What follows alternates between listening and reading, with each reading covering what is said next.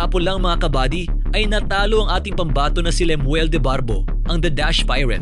Ngunit sa kabila ng naging resulta, isang bagay ang hindi maikakaila, ang kanyang tapang at determinasyon.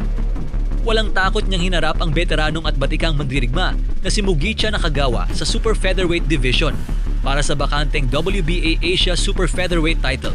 Walang takot niyang hinarap ang veteranong at batikang mandirigma na si Mugicha Nakagawa sa Super Featherweight Division para sa bakanteng WBA Asia Super Featherweight title.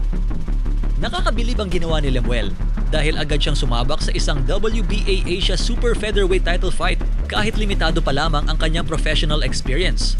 Hindi lahat ng boxer ay nabibigyan ng ganitong kalaking pagkakataon sa maagang yugto ng kanilang career, ngunit buong tapang niya itong tinanggap.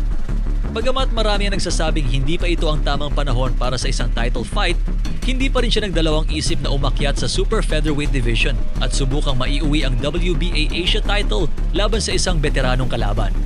At dito mo na makikita kung gaano katibay ng boxer na ito. Sa unang bahagi pa lamang ng round ay halos sumalo na ito ng malalakas na suntok galing sa malakas at matibay na hapon.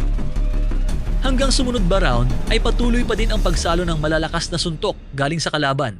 Makailang beses din tinamaan ng suntok si Lemuel ng solid pero hindi man lang niya ito ininda na kung ibang boxer lang ang tinamaan ay bumagsak na ito sa lona. Hanggang nagpatuloy pa ang laban sa round 3, halos mainis na ang hapon dahil kahit solid ang ipatam niya ay hindi pa din mapabagsak ang Pinoy.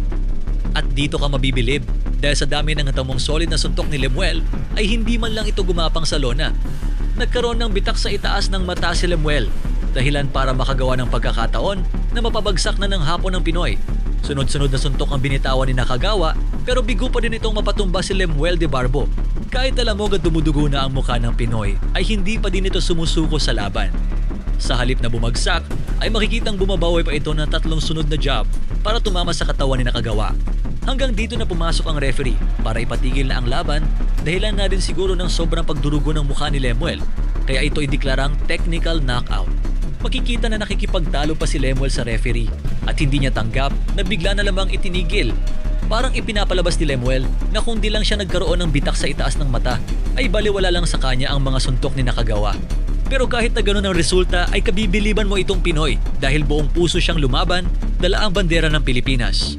Maaring hindi niya nakuha ang sinturon, ngunit napatunayan niya na ang puso ng isang tunay na mandirigma ay hindi nasusukat sa panalo o pagkatalo, kundi sa tapang na harapin ang pinakamahihirap na laban kahit dehado sa karanasan.